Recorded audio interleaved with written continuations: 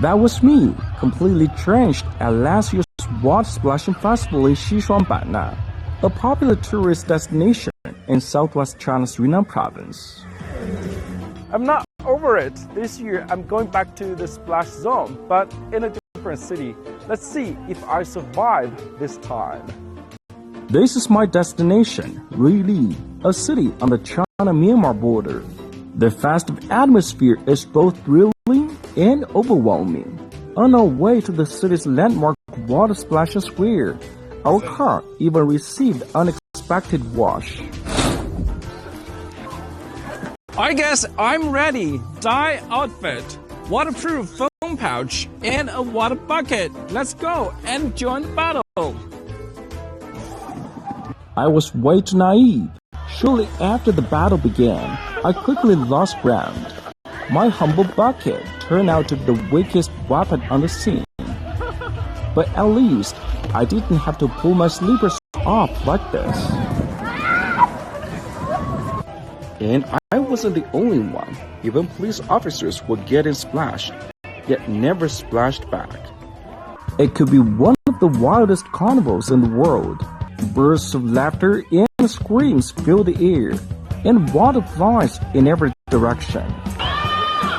Everyone comes fully prepared with items including buckets, water guns, and water balloons. Pretty much anything you can imagine, actually.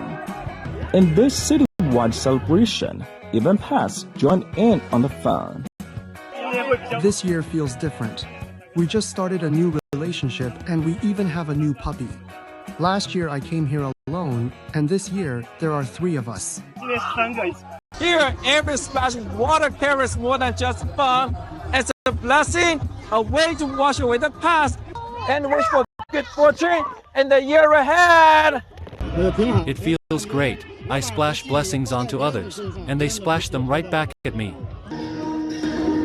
Behind the revelry lies deep-rooted culture.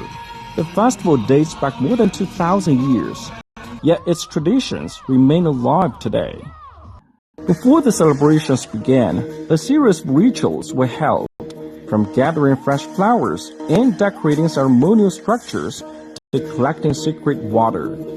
The water splashing festival is also known as the Bathing Buddha Festival.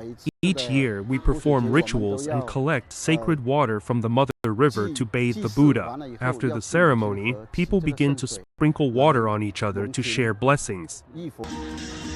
With its rich natural beauty and ethnic diversity, Yunnan is turning traditional festivals like this into powerful engines for tourism growth.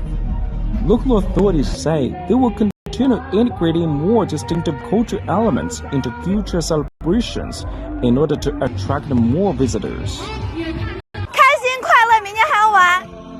When the splashing slows down, the city is left soaked, not just in water, but in a shared moment few will ever forget.